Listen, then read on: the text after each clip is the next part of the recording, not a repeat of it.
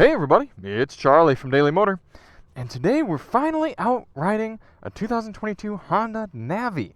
For those of you who don't know, this was a bike brought over from other markets, from the Indian market, Mexican market, etc., to America here from Honda Motorsports, Honda Motorcycles, I guess.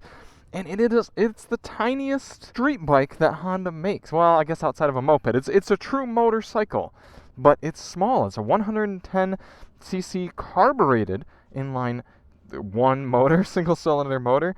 It's a very basic bike because it starts at less than $2,000. I mean, you got to factor, I guess, a little destination pricing in there and some dealer stuff and everything. But you could probably head to a dealer as long as they have some inventory and pick up one for $2,500 and head out onto the street. And I think that is neat. A few downsides to this bike: no ABS. I'm not a huge fan of that, but when we're talking price point, that's kind of what you're getting. And it's a very light bike as well, and you do have some kind of blended braking going on. And that carburation aspect, so you can't just fire it up the way you can with a fuel-injected bike. It's going to be a little bit harder to start, especially in colder weather, but again, for the price, you can kind of manage it. You're willing to put up with a few more things. And it also has some more clever aspects than the other Honda Minimoto bikes. We've actually been out riding all the 5 Honda Minimotos today. So this is the 5th one. Haven't ridden it yet. Pretty excited. If you do want to see more on all of the Minimotos, check the link in the description. I've got a video covering all of them. But some of the cool things we've got going on: you got your speedometer, pretty straightforward there.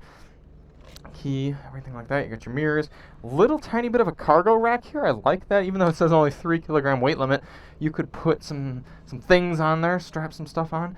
You also have the ability to carry a passenger, and I guess you probably wouldn't want to be going much more than 25, 30 mile an hour roads with a passenger on the back here. But again, having that option if you just need to run someone down the street, it's pretty cool. And what I think is huge for a bike of this size: storage. Look at that. Now, yeah, you're not going to fit a laptop in there or anything, but you could fit, it's actually decently wide.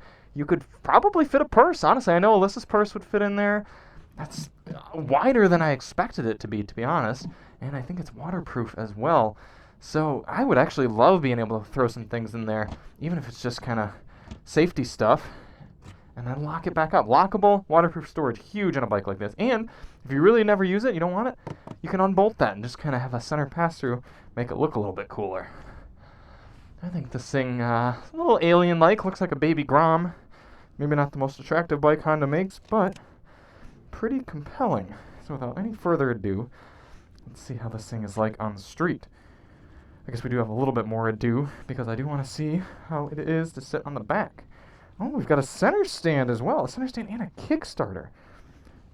So you can actually just throw this up like that, and then it's up on the center stand, and you can oil your chain or something like that. Or you don't even have a chain, do you? It's just built right in like it's an internal CVT transmission. That's right, just like a moped. So I don't know why you need a center stand. Maybe for just parking it. But let's see what sitting on the back seat is like. Pull these passenger foot pegs down.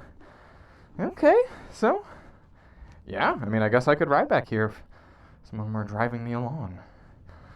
Scoot back up to the front, down off the center stand. No clutch, because like I said, this is an automatic. Brake.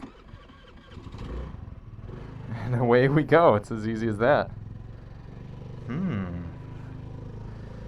Okay, alright. Oh, now see, this is interesting. Honda has switched the turn signal and the horn on this bike. Now, every other bike of Honda's that I've ridden, the turn signal's below the horn. I always screw them up because it's the opposite of every other brand. But this one, they're switched again. So Honda just loves screwing with me, I guess. Right off the bat, if you're used to motorcycles, this isn't going to feel like a motorcycle to you because of that CVT automatic transmission. Now, any other motorcycle with a manual, you've got a direct connection between the motor and the wheels through the clutch. And even with Honda's automatic motorcycles, they're dual clutch, so they still feel very snappy.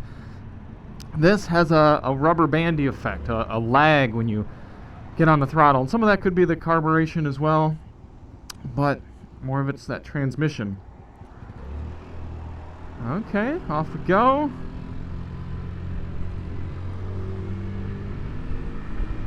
Up to speed, no shifting necessary.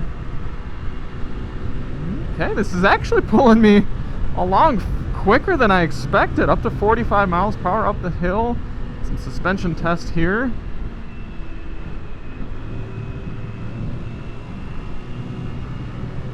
All right.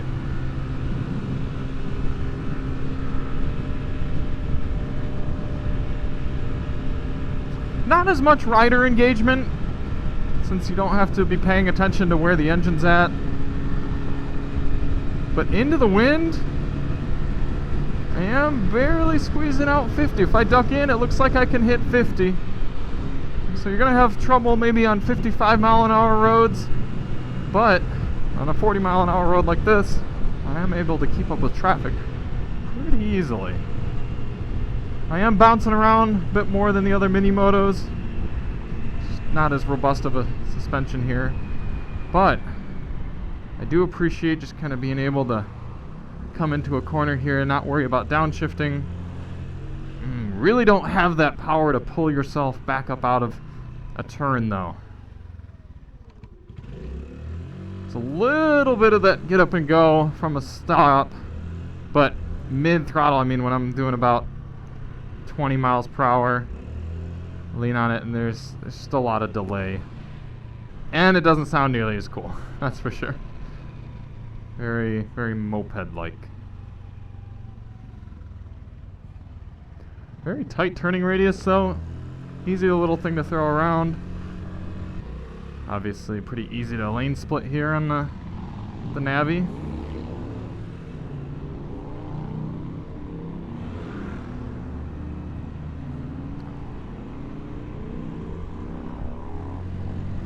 No problem keeping up with traffic, but if you do want to jump out into any gaps, you're not going to be able to do it the same way you do on most bikes. This is cool though. I think this feels so fitting for the price point, and the fact that you can actually pick one of these up cheaper than a Ruckus, I mean, kind of a no-brainer. I know there's some people who want a Ruckus because you don't need a motorcycle license on it. You don't need to have a motorcycle endorsement, and you don't need to have a motorcycle license plate, so it's much cheaper to run. But this is much faster than a Ruckus. I don't know if I'd go as far as to say more fun than a Ruckus, because Ruckuses are still pretty cool. But you feel... I don't know if I want to go as far as to say you feel like you're riding a normal bike, 'cause I don't know if it really feels like that. But the suspension's pretty decent. And it's relaxing. It's a more relaxing experience than a lot of bikes. Try to lock it up a little bit here. You really got to squeeze them to get a chirp there. I bet you so many outlets are trying to tune these things up already. Squeeze a little more performance out of the low end, and because it's kind of that automatic, continuously variable deal, I'm sure you can mess around with slide weights and everything and CDIs and stuff to try to squeeze a little bit more go-go out of this. But it's pretty approachable as it is. If you were someone who really wanted to just baby step between a moped and a motorcycle and you wanted to kind of have that in between, this is a pretty cool option. And around corners and this sort of thing, you can throw it around like a little motorcycle, and I do really appreciate that aspect.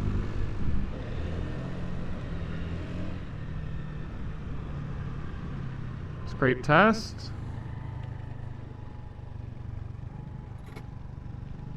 It sounds like a scrape in the center stand. I don't know if it... Yeah, I think it's the center stand. So you're going to hit stand before you hit pegs. That's okay, because I could easily see removing that center stand, lightening this thing up a little bit. Pretty satisfied with the tires, too. They feel okay throwing it around. It's a good blend between approachable grippiness and some sporting ability.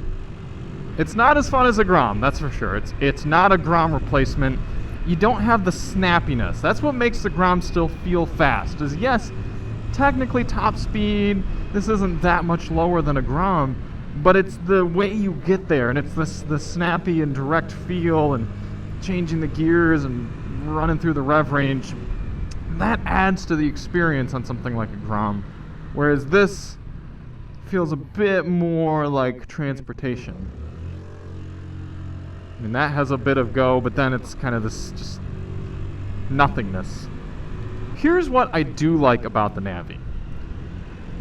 When you're buying a small bike like this, it's probably either going to be a second or third motorcycle in your fleet, or it's going to be something that, for whatever reason, isn't your primary mode of transportation. Maybe you ride it on a nice day, maybe you ride it out to evening events or something, but you're probably still going to have a car. And if you're someone like me, the Grom is starting to approach that kind of price point where you're like, really? Like, do I want to spend this much money on a bike that I can't even really use as my main bike? I mean, it's one thing if you lived around a city like this, yeah, you could probably get away with it being your main bike.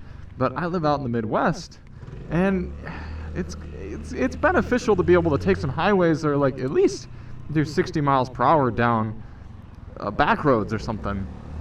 To be on a smaller bike means I'm voluntarily restricting myself, so there are going to be times when it just doesn't make sense to take it. And so to have something like $4,000 out the door sunk into a Grom, or even more so if you want to get a Monkey or something like that, is a bit harder to justify, whereas I could actually see myself still getting a lot of the same usability out of this as I do with my, technically I have a Benelli 135, but I could kind of see getting that same sort of deal with this. We are going to try to top it out here and see what we get on this rougher road with the wind at our back. Boxster action.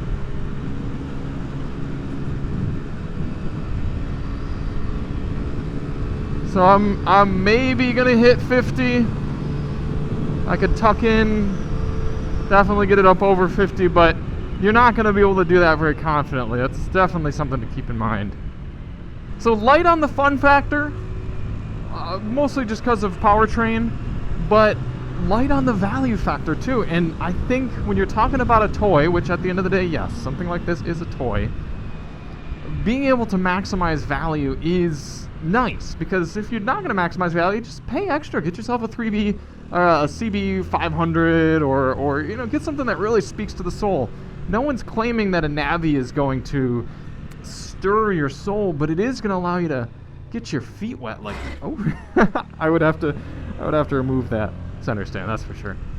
It allows you to get your feet wet in motorcycling like this and have something around and kind of do it guilt-free, or with less guilt at least. And then if you do wreck it, you're only out $2,000 and not $4 or $5 or even more to get yourself a big full bike. I wonder what the used market's going to be like for these. I'm sure they're not depreciating yet because people are still having their trouble getting their hands on new ones. But I mean, geez, if you could pick one of these up used, roughed up a little bit, $1,500, that's really cool. That's a lot more fun than a lot of other things you're going to get for this price. And you could get really good at your riding dynamics. I mean, throwing it in the rear end and stuff. That's fun. That's cool. Good on Honda for bringing this here. So thank you all so much for watching. I quite enjoyed that, and I think if you're interested in Navi, just know what to expect. And if you're expecting the right thing, I think you'll be really pleased. Thank you for watching, and if you want to see more on all the other Honda Mini Motos, check the link in the description. I'm about to go do a compare of all 5 of them. And we'll see you on the next one. I'm Charlie from Daily Motor, and as always, drive on.